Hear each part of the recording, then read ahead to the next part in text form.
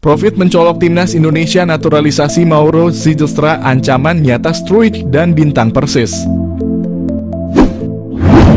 Nama Mauro Zylstra mencuat menjadi satu di antara opsi bomber yang layak dipertimbangkan untuk timnas Indonesia.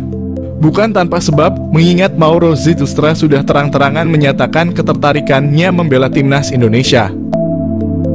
Kode ketertarikan Mauro Zylstra memperkuat timnas Indonesia pernah diungkap oleh podcast pesepak bola Indonesia, Yusa Nugraha melalui kanal YouTube-nya. Meski begitu, Mauro Zylstra tak menampik jika dirinya ingin mematangkan diri dulu berkarier di klub profesional senior baru membuka asa membela timnas Indonesia. Namun tak menutup kemungkinan jika performanya melejit dalam beberapa tahun ke depan, ia tak akan berpikir ulang untuk menyatakan kesiapannya membela timnas Indonesia. Mengingat sejauh ini secara performa Rafael Struijk dan bintang Persis Solo, Ramadhan Sananta masih angin-anginan di lini depan Garuda. Lebih lanjut, sebagai informasi, darah keturunan Indonesia, Mauro Zylstra berasal dari sang kakek yang merupakan asli orang Sunda, lebih tepatnya berasal dari kota Bandung. Keuntungan timnas Indonesia, dapatkan Mauro Zylstra memiliki finishing mematikan. Meski berposisi asli sebagai otak serangan, Mauro Zylstra tercatat memiliki insting gol tinggi. Bahkan pernah dalam satu musim, Mauro Zylstra sukses bukukan 10 gol dan 8 assist dari 13 pertandingan saat membela FC Amsterdam U18. Terkini ia mampu lesatkan 8 gol dari 13 partai bersama NEC Nijmegen U21 sebelum akhirnya hijrah ke Volendam U21. Keuntungan kedua Mauro Zylstra di naturalisasi timnas Indonesia adalah sosoknya yang dikenal multifungsi. Selain bisa dimainkan di pos penyerang tengah, Mauro Zylstra bisa juga diperankan di posisi gelandang serang. Meski begitu, posisi asli seorang Mauro Zylstra adalah gelandang serang. Multifungsinya sosok Mauro Zylstra disinyalir bakal membuat siap memberikannya menit bermain lebih. Mengingat Mauro Zylstra diketahui berhasil memainkan dua peran kontras, yakni gelandang serang dan juga penyerang tengah. Hal ini yang berpotensi bakal membuat posisi dari penyerang PSS Sleman, Hoki Caraka terancam di dua kelompok usia, baik timnas U19 Indonesia maupun senior. Selain itu, bomber Persis Solo Ramadhan Sananta yang bertipikal goal getter juga berpotensi tersingkir jika tak mampu meningkatkan performa ketika diberi kesempatan turun. Proses naturalisasi timnas Indonesia. PSSI mengonfirmasi penerimaan data Mauro Zylstra. PSSI mengakui telah menerima data dari striker FC Volendam U21, Mauro Zylstra. Namun PSSI masih mempelajari dan belum akan menaturalisasi. PSSI mengonfirmasi bahwa mereka telah menerima informasi mengenai striker FC Volendam U21, Mauro Zylstra. Namun saat ini PSSI masih dalam proses kajian dan belum berencana untuk memproses naturalisasinya. Selain itu, PSSI juga terus mendorong naturalisasi untuk pemain lain. KNVB bebaskan pilih 3 striker keturunan Belanda demi lihat timnas Indonesia mentas di Piala Dunia. Masih punya peluang besar untuk menarik striker keturunan Belanda ke skuad timnas Indonesia.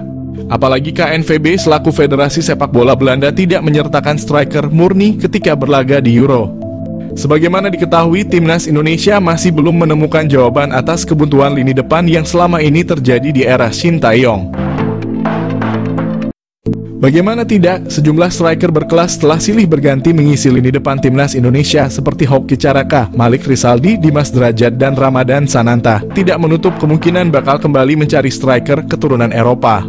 Nama-nama seperti Ole Romeni dan Jens Raven kemudian muncul sebagai kandidat utama yang bakal menghiasi lini serang timnas Indonesia. Di luar pemain tersebut ada striker keturunan Belanda yang punya peluang besar untuk bergabung dengan timnas Indonesia. Pemain keturunan siap dilepas KNVB ke PSSI. Daan Zandbergen.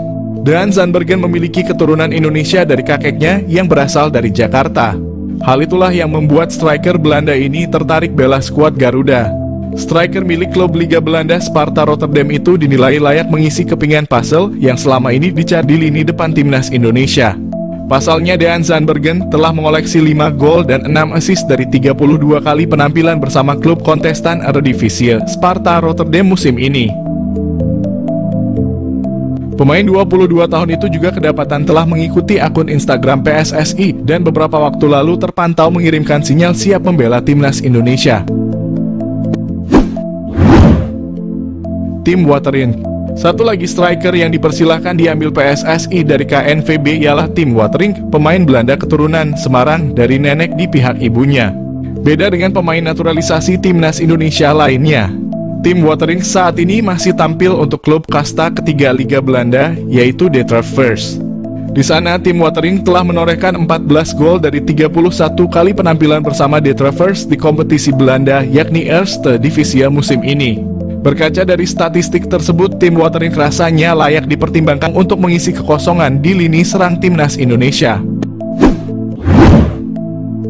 Ilyas Al-Haf. Selain Maroko, Ilyas Al-Haf juga punya keturunan Indonesia dari kakek dan nenek di pihak ibunya yang berasal dari Surakarta, Jawa Tengah. Dikonfirmasi dari kanal YouTube Yus Anugraha, Ilyas Al-Haf mengungkapkan bahwa dirinya siap 100% membela timnas Indonesia apabila ditawari PSSI. Kecintaan Ilyas Al-Haf terhadap tanah leluhurnya dia tampilkan saat sang pemain mengibarkan bendera Indonesia saat Almere City promosi ke Eredivisie. Saat ini Ilyas Al-Haf menjadi striker utama dari klub kasta tertinggi Liga Armenia yakni FC Noah dengan torehan 6 gol dan 8 assist dari 32 penampilan. Dan Zandbergen calon striker naturalisasi timnas Indonesia. Dan Zandbergen melakukan video call dengan tenaga ahli Kemenpora, Hamda Hamadan. Lantas, apakah striker berusia 22 tahun itu menjadi target untuk dinaturalisasi? Proyek naturalisasi untuk membawa timnas Indonesia menjadi lebih baik masih dilakukan.